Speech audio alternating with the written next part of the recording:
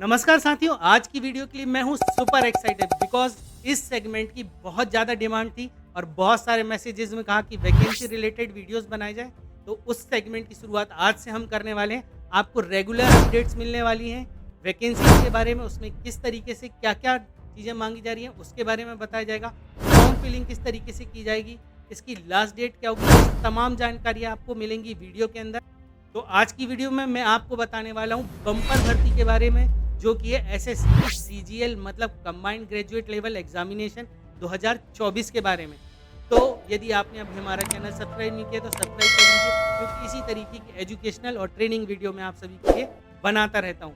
तो मैं आपको दिखाता हूँ इसका एक नोटिफिकेशन जो कि जारी किया गया है वेबसाइट पर, और उसमें से मैंने केवल उन्हीं पॉइंट्स को पिकअप किया है जो कि आपको फॉर्म भरते समय बहुत ज़्यादा ध्यान रखने हैं। तो यहाँ पर हम लोग आ जाते हैं, ये इसका पहला पेज है। यहाँ पर आपको दी गई है date sheet.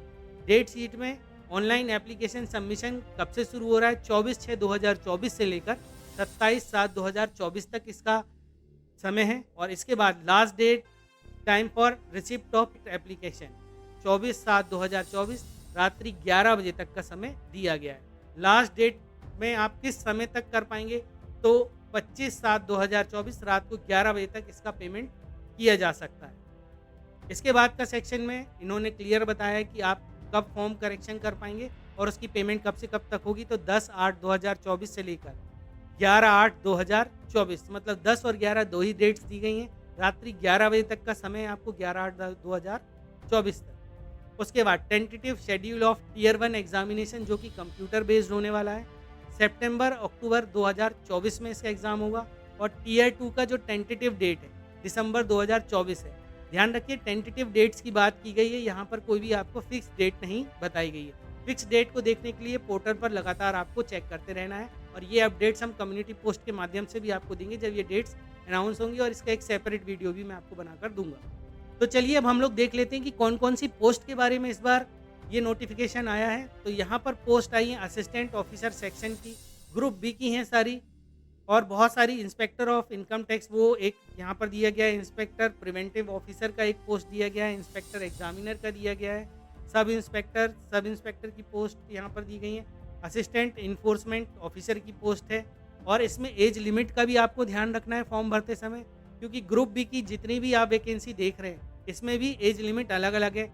Assistant section officer की जो पोस्ट है उसमें 20 से 30 साल तक के लोग अपना फॉर्म भर पाएंगे। असिस्टेंट सेक्शन ऑफिसर में आकर ये बदल गई है, 18 से 30 साल के लोग भर पाएंगे।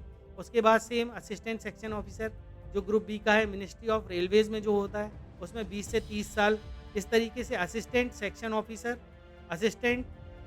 Officer other ministries and department organisation इसमें 18 से 30 साल रखी गई है। और सीबीडीटी और सीबीआईसी की जो वैकेंसी है इसमें भी 18 से 30 साल रखा गया है। फिर sub inspector central bureau of investigation इसमें 20 से 30 साल रखा गया है। अगेन इंस्पेक्टर जो पोस्ट है मिनिस्ट्री ऑफ कम्युनिकेशन की और मिनिस्ट्री ऑफ फाइनेंस की इसमें भी 18 से 30 साल आपको रखा गया है। ये लेवल 7 है और इसमें 44,900 से लेकर 1,42,400 रुपये रखा गया है। इसके आगे हम लोग देखते हैं और कौन सी पोस्ट आई है।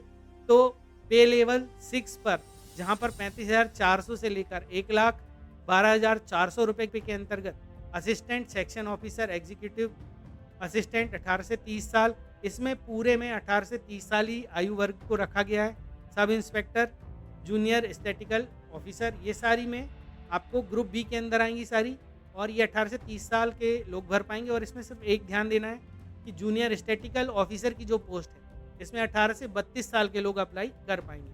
इसके बाद का जो लेवल है वो है पे लेवल 5, इसमें 29,200 से लेकर 92,300 रुपये तक पे है। इसमें ऑडिटर की पोस्ट हैं बहुत सारी और अलग अलग डिपार्टमेंट हैं। ये ग्रुप सी के अंडर में आएंगी और इसमें 18 से 27 साल का एज का कैप रखा गया है। इसमें जो अगला पोस्ट आई हैं वो लेवल 4 की हैं, जिसमें कि 25,500 से लेकर 81,100 रुपये रखा गया है। ये ग्रुप सी की हैं। इसके अंदर पोस्टल असिस्टेंट, शॉर्टिंग असिस्टेंट, इसमें जो एज ग्रुप रखा गया है वो 18 से 27 साल के बीच में है।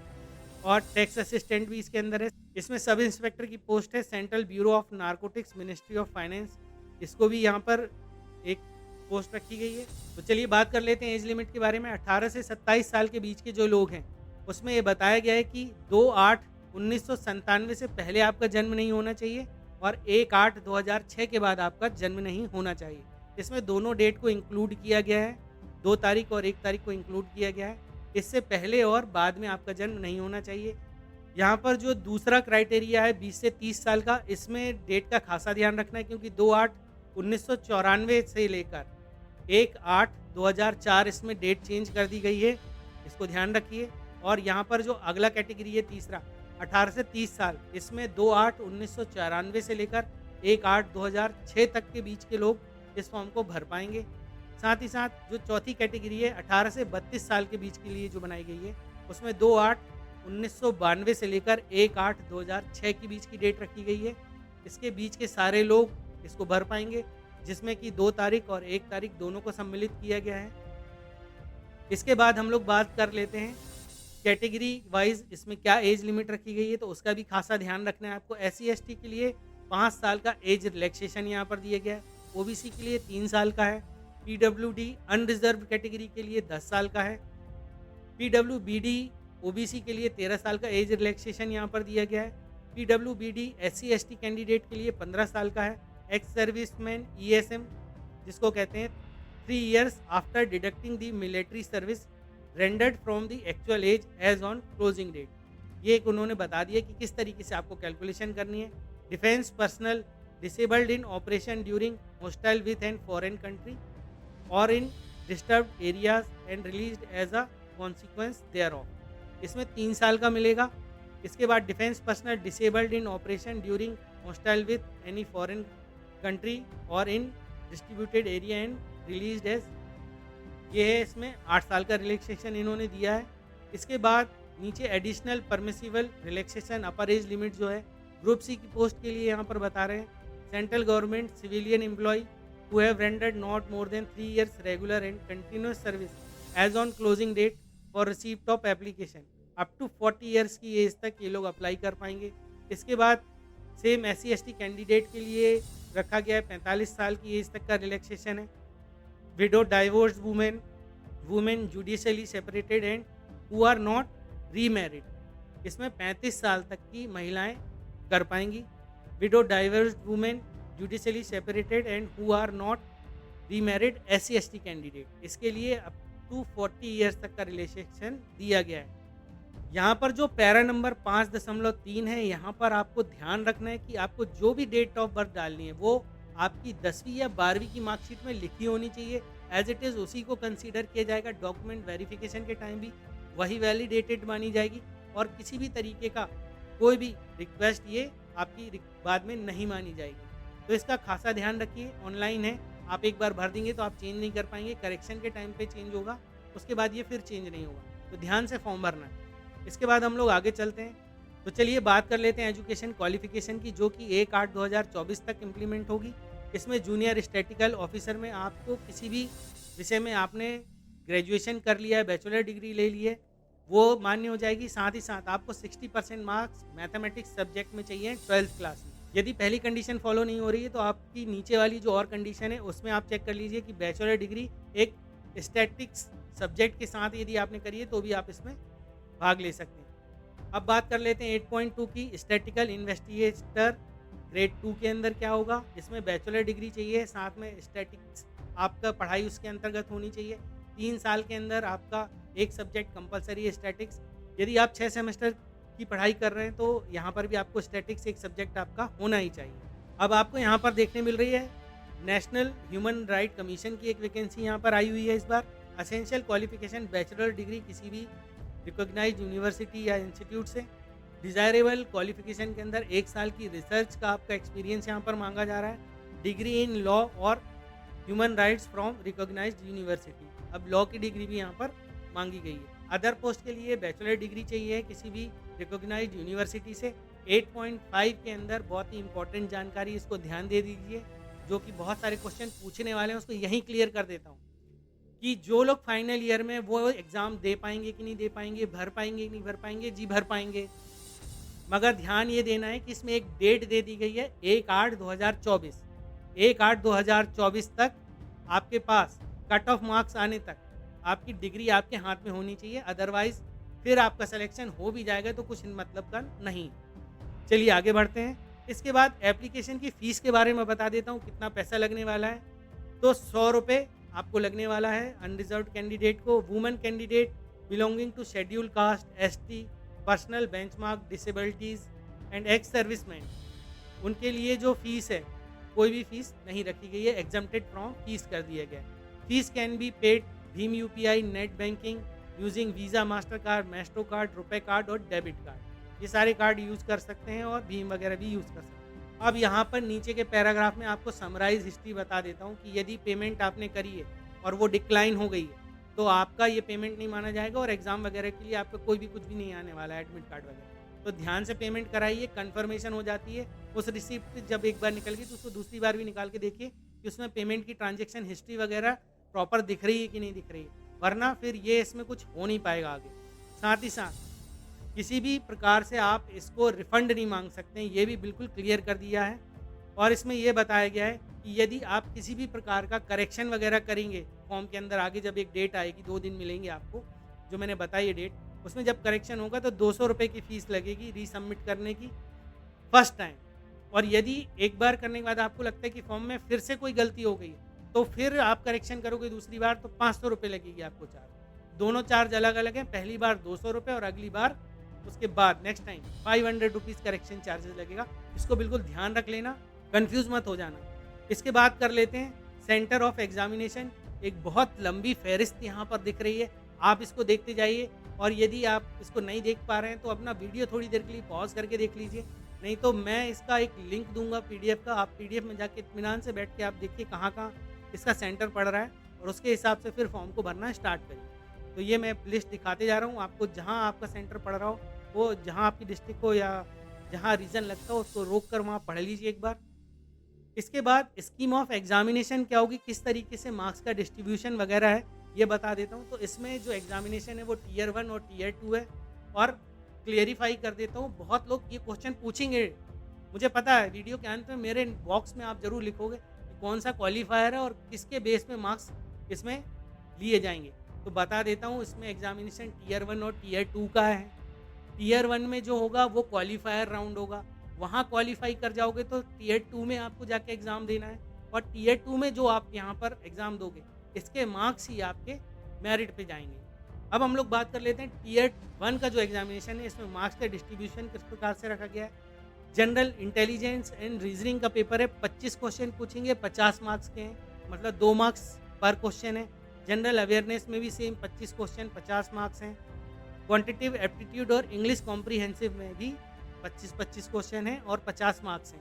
मतलब कुल यदि मार्क्स देखें तो 200 नंबर का पेपर है और 100 क्वेश्चन आने वाले हैं। इसमें टाइम अलाउड रहेगा 1 आवर का, 1 our and 20 minutes for candidate eligible for scribe. जो स्क्राइब वगैरह की सुविधाएं लेंगे उसके लिए 20 मिनट एक्स्ट्रा दिया जाएगा। Tier will consist of objective type and multiple choice question.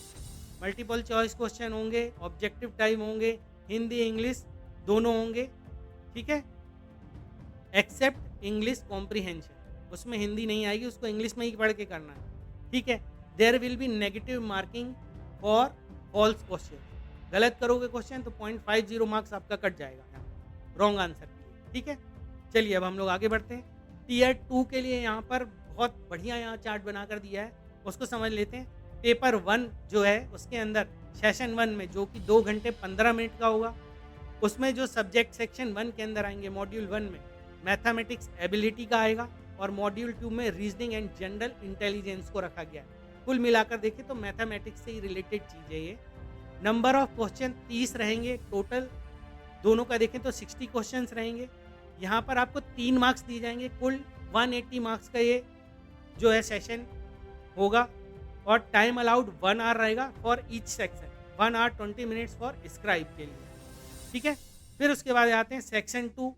Section 2 के अंदर मॉड्यूल 1 मॉड्यूल 2 मिलेंगे, जिसमें कि इंग्लिश लैंग्वेज एंड कॉम्प्रिहेंसिव को कवर करेगा और जनरल अवेयरनेस के क्वेश्चन यहाँ आपको देखने मिलेंगे। यहाँ इंग्लिश और कॉम्प्रिहेंशन के 45 क्वेश्चन आएंगे और 25 क्वेश्चन जनरल अवेयरनेस के आने वाले हैं। तो तैयारी शुरू कर दो, यहाँ पर बहुत ज़्यादा अच्छा मौका है। इसमें गलती होने के चांसेस भी कम रहते हैं क्योंकि जो पढ़ा है वही पूछ रहा है, कुछ कैलकुलेशन नहीं करने, फटाक से टिक लगाओ।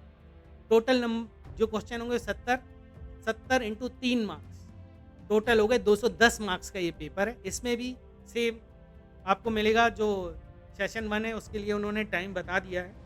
इसके अंदर सेक्शन 3 की बात कर लेते हैं। कंप्यूटर नॉलेज का मॉड्यूल 20 क्वेश्चन का होगा और 20 इंटू 3 मार्क्स यहाँ पर रखे गए हैं, मतलब कुल टोटल 60 मार्क्स का ये पेपर होगा।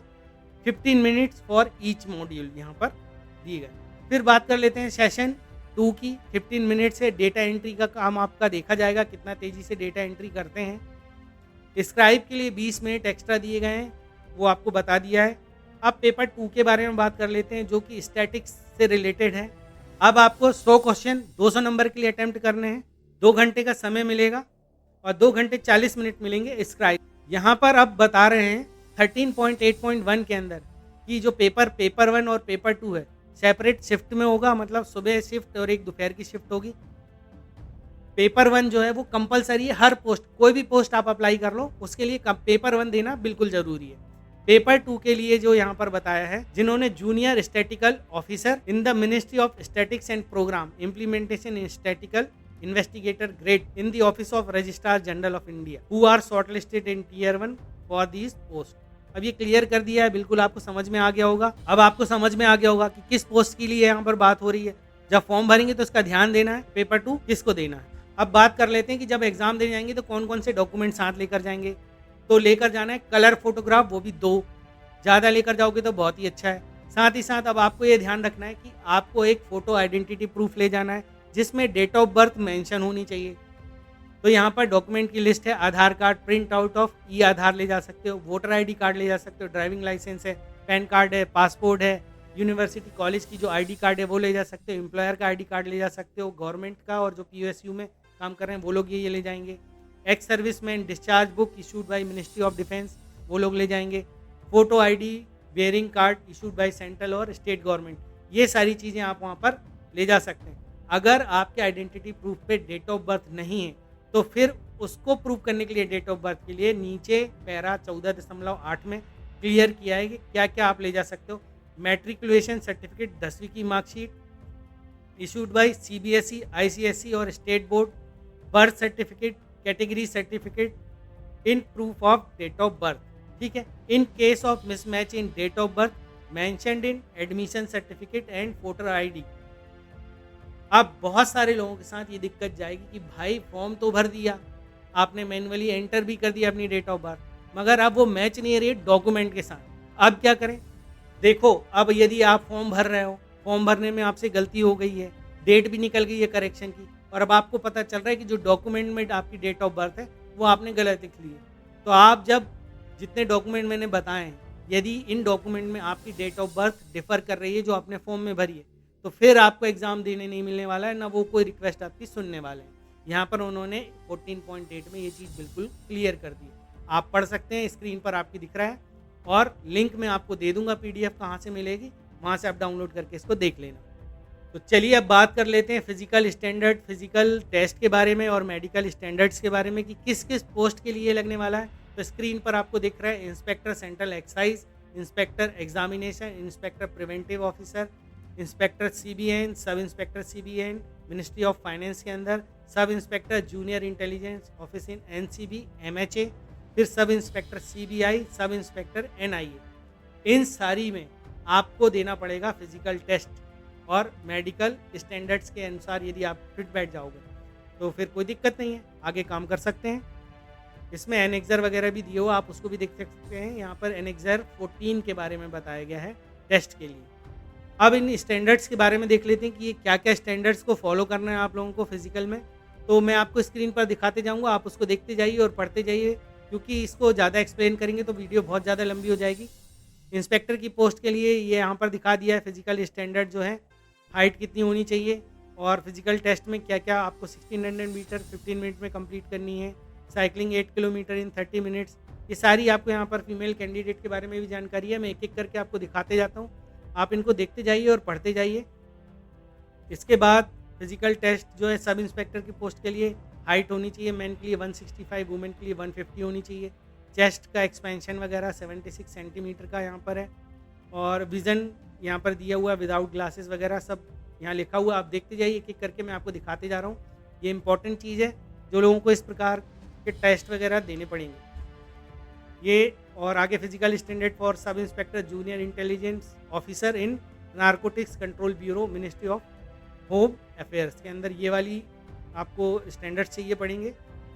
आप यदि पीडीएफ नहीं पढ़ना चाहते और यहीं देखना चाहते हैं, वीडियो को थोड़ी देर के लिए पॉज कर लीजिए और सारी की सारी जानकारी आपको यहीं देखने मिल जाएगी। चलिए आगे चलते हैं। कॉन्टैक्ट डिटेल्स आपको बता देता हूँ कि यदि कोई भी दिक्कत आपको जा रही है फॉर्म सबमिट करने में, कंप्यूटर बेस्ड एग्जामिनेशन से रिलेटेड कोई क्वेरी है, तो ये सारे नंबर दिए गए हुए हैं। 10 टाइप के नंबर हैं, अलग अलग जगह के नंबर हैं। आप इन नंबरों पर कॉल कर कर पता कर सकते हैं।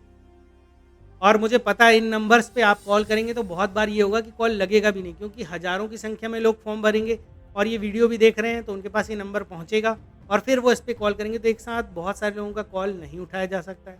वेटिंग में भी आ सकता है, आप इंतज़ार करिए, फ़ोन लगाते रहिए। यदि आपको किसी भी प्रकार की दिक्कत जा रही है इस वैकेंसी को समझने में, तो हमारे कमेंट बॉक्स में आकर ज़रूर लिखिए। यदि आपने अभी तक हमारा चैनल सब्सक्राइब नहीं किया तो सब्सक्राइब कर लीजिए, बेल आइकन बटन को जरूर दबा दीजिए, क्योंकि इसके आगे आने वाला जो वीडियो मैं बनाने वाला हूँ वो मैं बनाने वाला हूँ कि इस वैकेंसी के लिए आप किस तरीके से एप्लीकेशन फॉर्म भरेंगे। एप्लीकेशन फॉर्म के जो है वो 2 स्टेज हैं। एक तो है पहला रजिस्ट्रेशन करना पड़ता है, उसके बाद फॉर्म भरा जाता है। इसका वीडियो मैं मंडे को अपलोड करूंगा। वीडियो पसंद आई तो लाइक जरूर कर देना। हमारे कमेंट बॉक्स में आकर लिखिए कि आपको और किस वैकेंसी के बारे में जानकारी चाहिए, तो उससे रिलेटेड वीडियो मैं जल्द से जल्द बनाने की कोशिश करूंगा। और इसी तरीके से हमारे चैनल में लगातार बने रहिए, because together we can and we will make a difference. Jai Hind, जय भारत।